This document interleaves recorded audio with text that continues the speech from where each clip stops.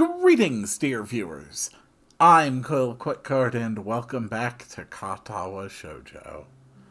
Last time, we finally came clean to Reen and told her that we wanted to be romantically involved. And she simply told us that it wasn't something that she could discuss. It's been a little awkward since then. June turns into July almost without warning. End of term's exams loom dangerously close, but all I can think of is Reen.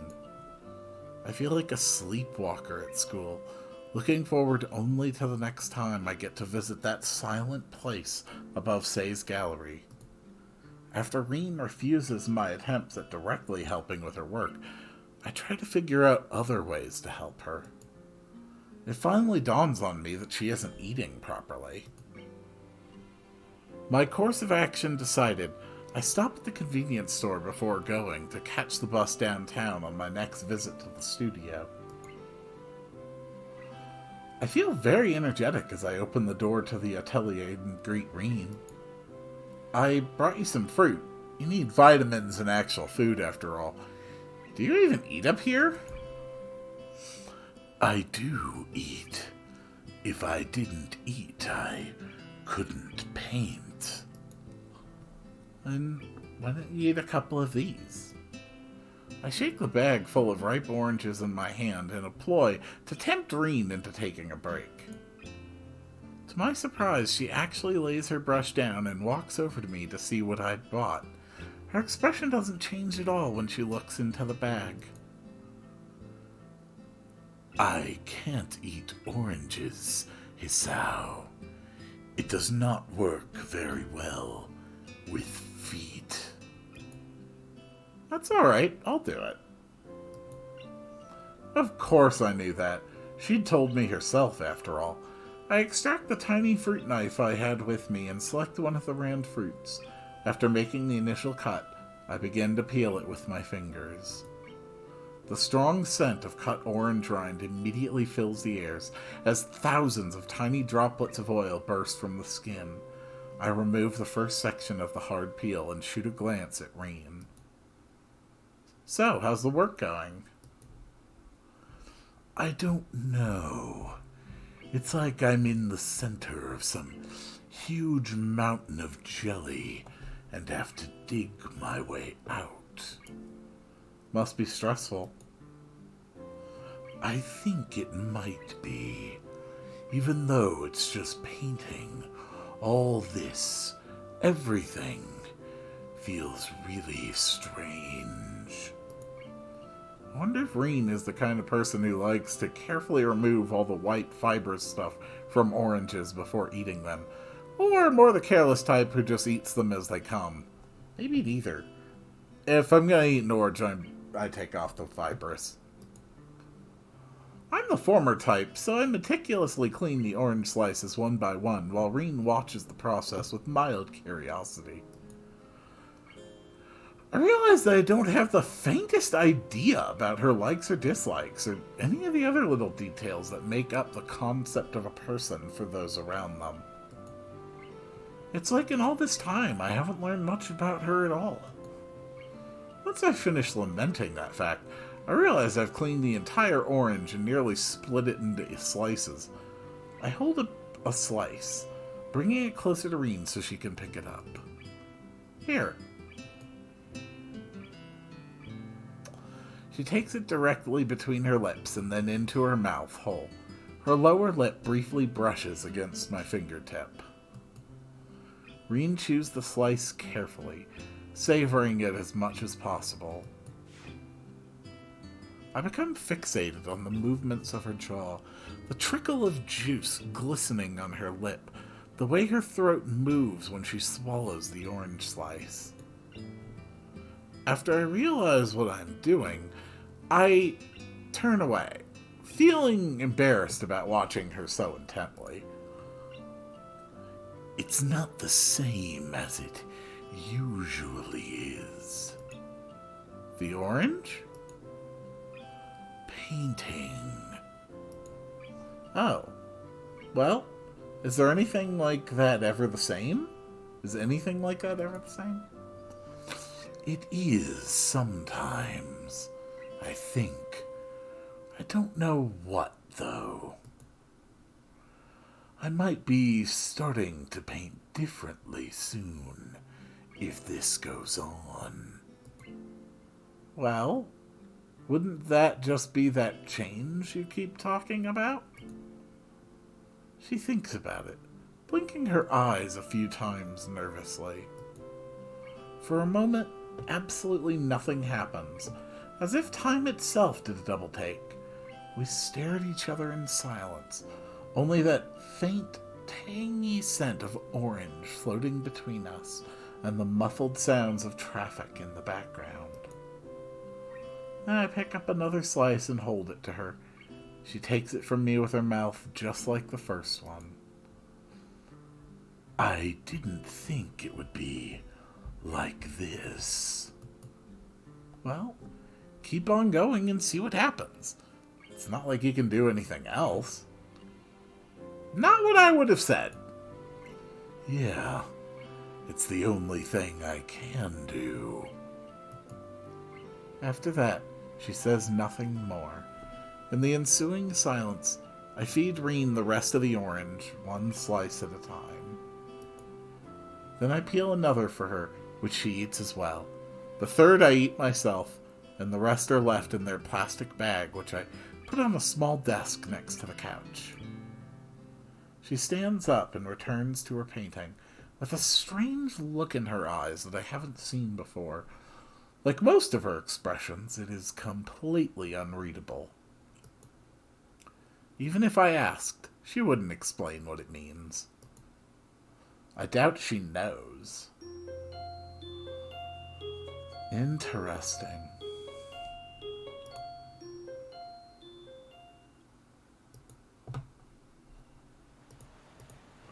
Some days later, I spot Reen and Sei standing together in front of the gallery as I walk down the street toward the gallery. They seem to be talking to each other while Sei has a smoke. Good afternoon. I say this even though it's not really afternoon anymore. I came a bit later than usual since I got caught up doing homework. It's going to be dark soon. Hello there, Hisao! Came to visit the little kitten again? Reen makes a face at the nickname. I guess she doesn't like it. Ironically, the way she wrinkles her nose like that really does make her look a little bit like a cat. Hello. Sei turns back to Reen to continue the conversation they were having. So, in other words, everything is going well enough? Reen makes a difficult expression and turns her face away from me for some reason. It's difficult. It's like I'm missing something. But I will do it. Work hard, and it'll be fine. I'm going to have to start working on my part of the preparations. I need to do a sales catalog, invitations, decorations, advertisements, and so on. I need the names for your works, and we also need to think up the general theme for the exhibition. They don't have anything like that. I'm not very good with words, so I don't use them. If I cannot use them, I mean, sometimes I have to, but I think this is not a time like that at all. You don't like naming your works? I don't like it. Well, I guess it's hard to come up with a good name for something like this. Reen shakes her head vehemently. It's not like that. It's like if I paint a cloud and call it an octopus, people will think about it differently than if I paint a cloud and call it the end of the world. Every name is wrong. Nothing ever explains what I feel like when I make a painting. It's not a word thing. To paraphrase The Never-Ending Story, the book, which you should all read,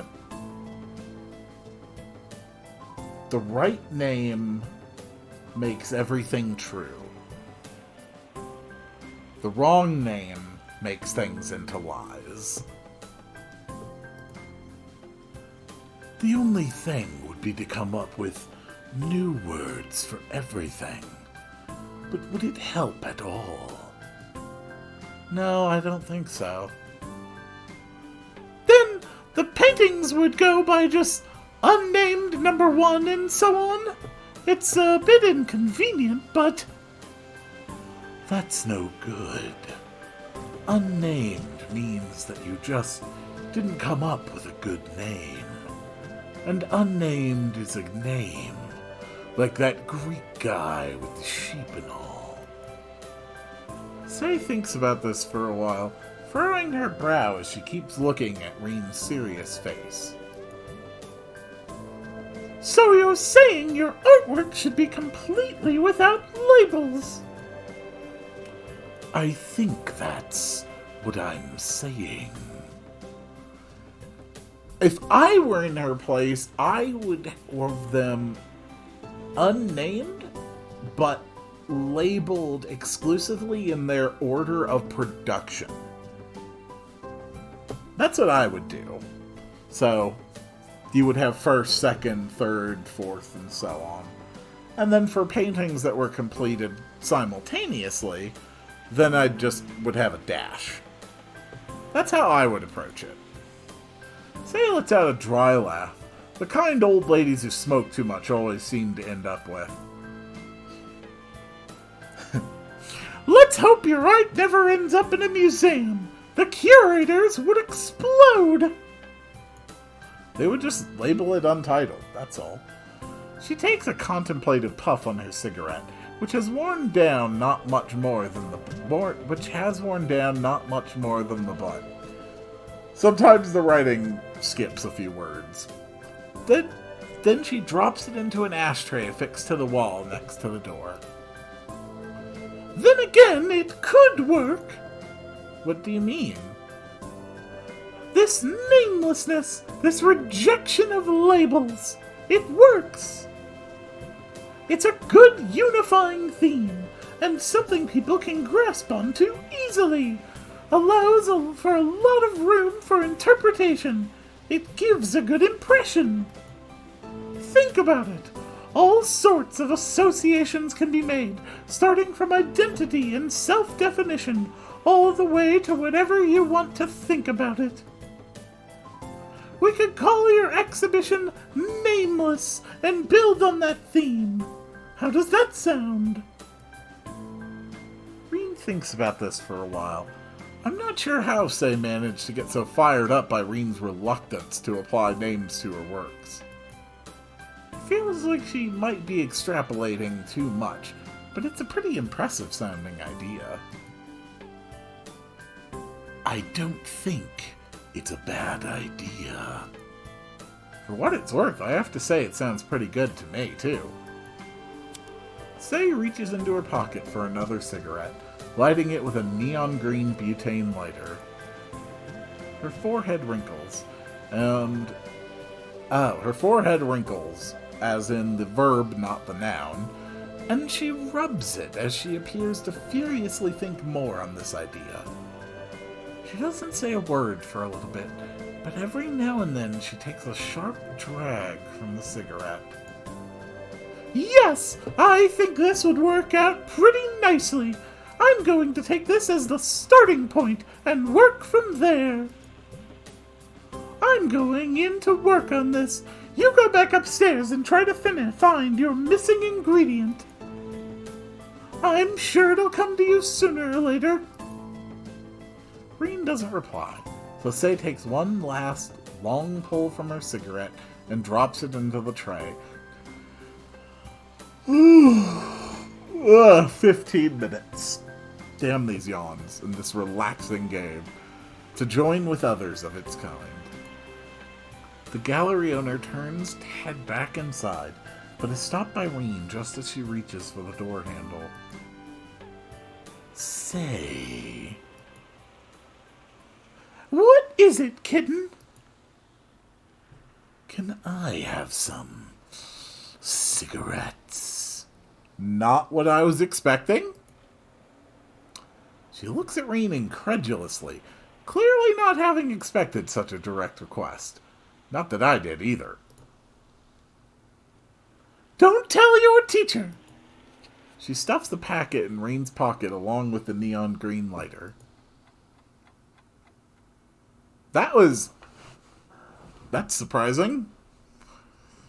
1 point... I mean, if she's actually going to be smoking those, that's 1 point negative on the attraction to Reen calibration. I don't know what word I'm trying to use here. The day is already folding into dusk when we climb up the dark stairs leading to what is now basically Reen's atelier. As we go inside, Reen doesn't seem to be able to settle down.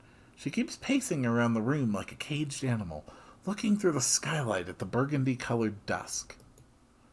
The last light of the sun's advance across the sky reflects from the clouds floating over the town, filling every corner of the atelier with blazing orange light. So painting is going well? She blinks, then relaxes her muscles. I didn't even realize how tensed up she was until now. Not really. I haven't painted in 3 days. I'm going in squares. Circles. If you say so. I think she means exactly what she said, Hisao. Her brain's not going in circles, it's going in squares. It's creating loops, but with clear and direct turns and corners. I tried doing things a bit differently, but it doesn't work. And now the old way doesn't work either.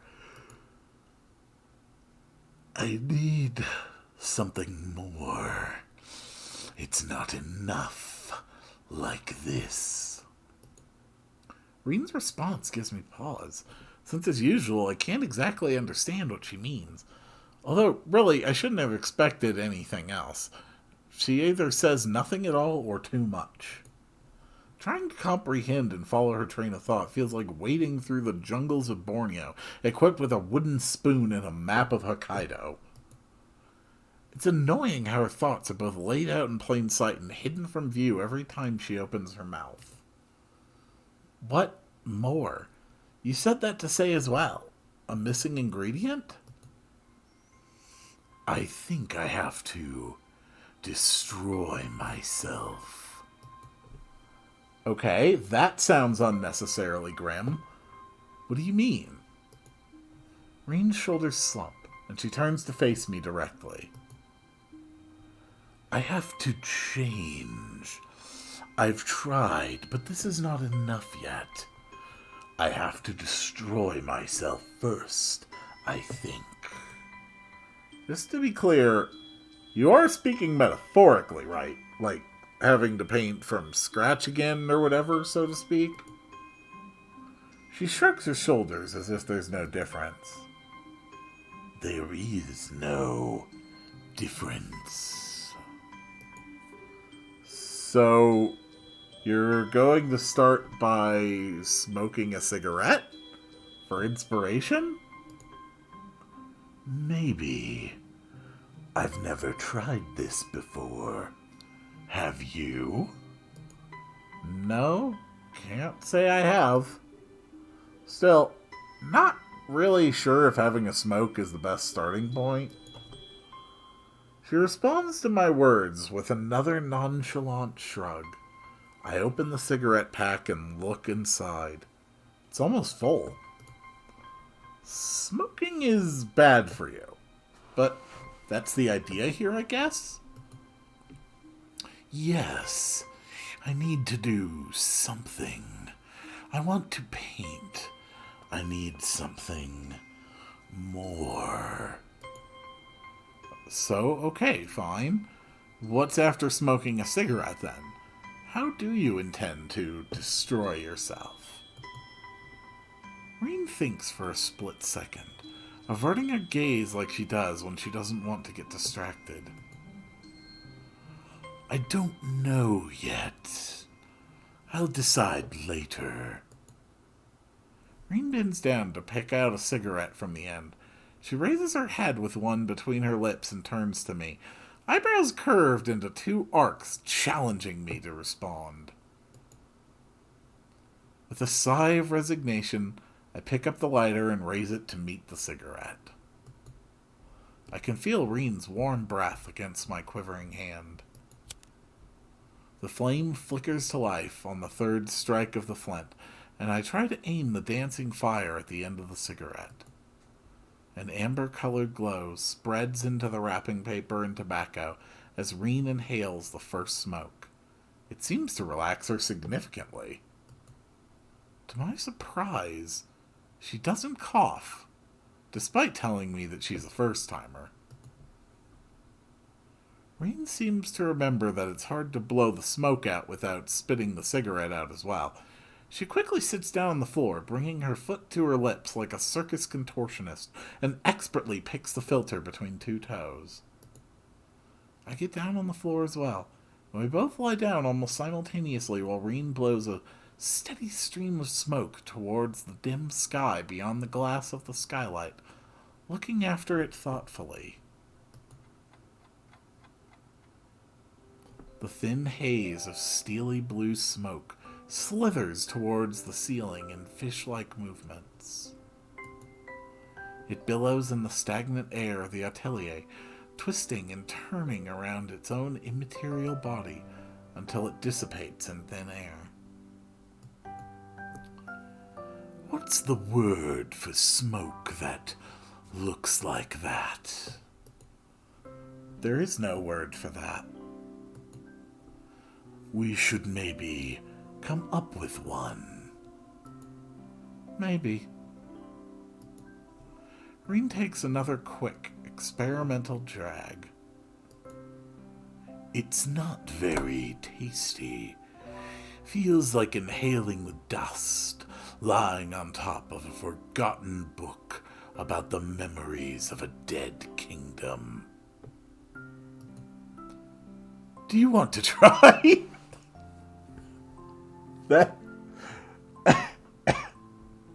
That is Reed in a nutshell right there.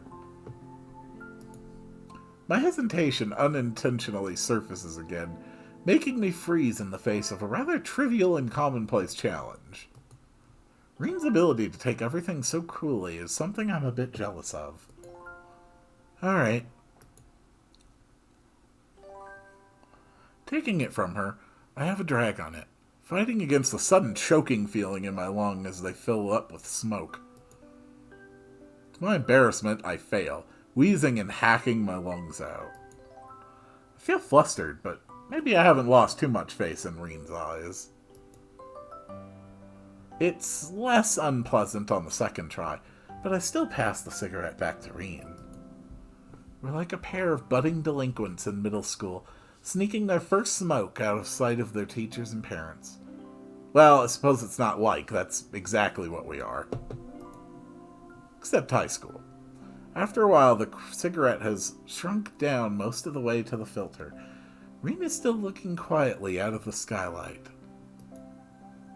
With her looking out there, the silence inside the atelier seems to deepen even more.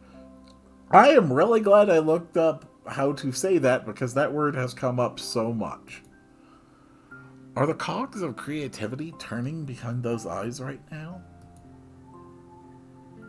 Do another one. I mechanically pick another cigarette, lighted it, and put it on Reen's lips. She takes a few quick puffs and moves it awkwardly around with her lips.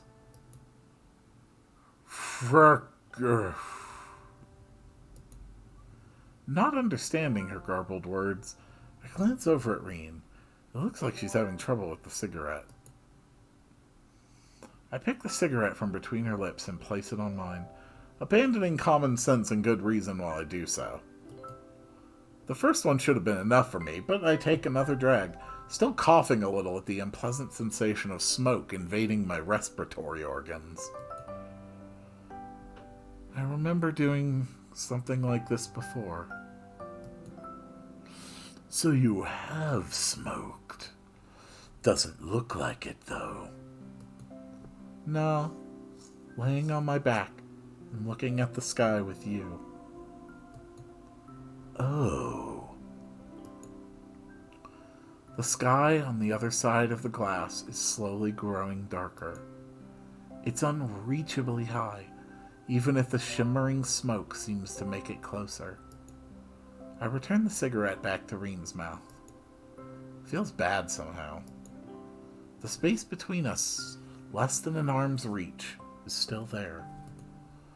It's the distance between us, the immeasurably wide chasm of thoughts and feelings that separates us with graver certainty than even light years of physical distance could. By saying the right words, there might be a way to make that chasm narrower, even if it's just a little. I tried to cross that gap with one big step, but Reen turned me back. I glance at her out of the corner of my eye. Reen is staring upward through the smoke-filled ceiling and the skylight at the darkening sky above us. It's almost like she's sleeping, even though I know she isn't. Her eyes are open, as is her mouth. I take the cigarette from Reen before it falls on her cheek. She doesn't react to my touch in any way. So this is where we are now. I wonder if we can ever be closer than this. I take a drag of the cigarette and blow a thin stream of smoke upwards. These indirect kisses are the only things that connect us right now. The taste of Reen's lips on the filter, mixed with the ashen taste of the smoke. Her soft lips against my fingers as I press the cigarette on her mouth, as if she was placing kisses on them. The ash softly falling on the floor between us like snow. As the second cigarette is being finished off, I'm already lighting the third one. The only thing breaking the stillness of the atelier is the inaudible sound of smoke slowly floating towards the first stars blinking overhead. Light nausea hits me by the fourth or fifth cigarette. Yeah, not surprised. Before long, the shape of the waxing moon appears in the skylight, shedding her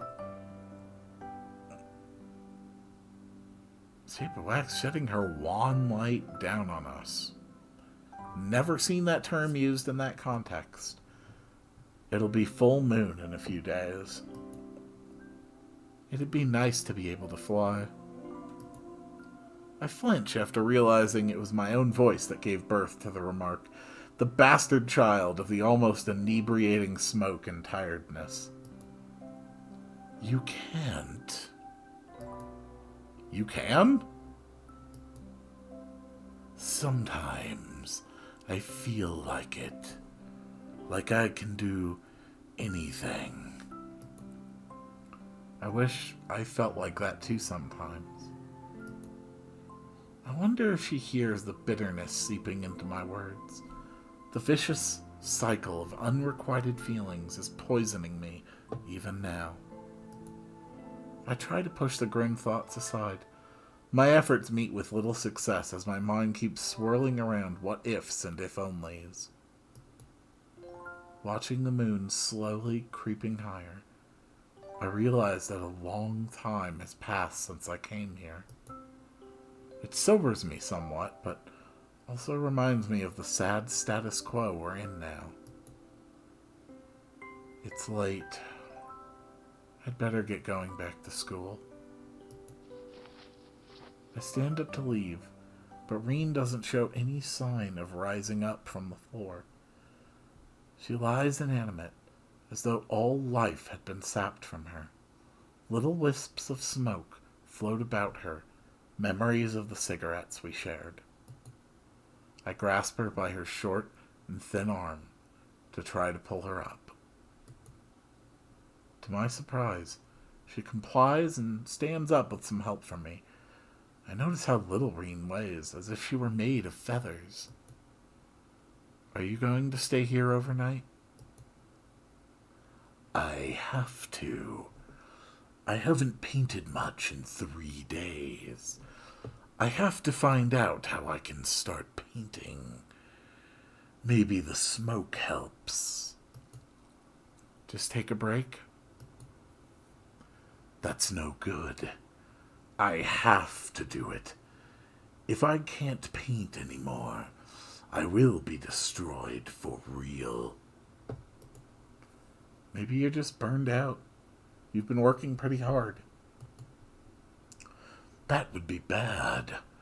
I wonder if this is it for me. I wanted to see how far I can go. Maybe this is it. Damn you, right click! Maybe this is it. The end. You just have artist's block. It's not a big deal. That's the word for when you can't paint right. I've had that before. Never like this, though. I pick up a brush, then I want to put it down right away. And then I do. 3 days. It's like I've forgotten how to paint. I didn't think that was possible. Like, more impossible than Emmy growing wings and a tail. You need a break, I mean. I get that you're trying to go deeper inside yourself for your paintings, but it's really not that healthy to stay inside your own head for so long. That's for damn sure. I basically lived inside my own head for several years during my youth, and I have been steadily trying to undo the damage I did to myself by that for well over 10 years now. I glance at the night sky visible through the window. A couple of stars are weakly twinkling above the city. They remind me of something I used to do once upon a time. It feels so horribly long ago. Come on, let's go outside. Where? Just for a walk. I'll show you my secret place. I don't know if it works in this town, but we can try. In any case, you need a break. And probably something to eat. Come on. You need to get your thoughts away from this for a while. When they're troubled, most people escape from their unhappy lives into a world of fantasy. I did that before, and still do today, reading books endlessly, immersing myself in their world rather than my own. Reen's escape should be the other way around, though. Out of her inner world and into the real. Reen doesn't look happy about this, but I ignore her. At least she's somewhat cooperative, walking after me as we head down the stairs and then down to the sidewalk. Night has fallen upon the town. It's a gentle summer night, smelling of flowers and hot asphalt. The sunlight is replaced by shining neon colors and bland yellow streetlights. The air is easy to breathe, as if the air pressure was noticeably lighter than usual. The feeling of daytime in the hot summer has lasted long into the evening and night. I grab Reen by her sleeve like I've seen Emmy do, and to my surprise she obediently follows. The pale street lights fight against the all-enveloping darkness as we walk together, the guide and the guided, although neither knows the destination. And I think that's as far as we go for today. And I will see you all on the next one.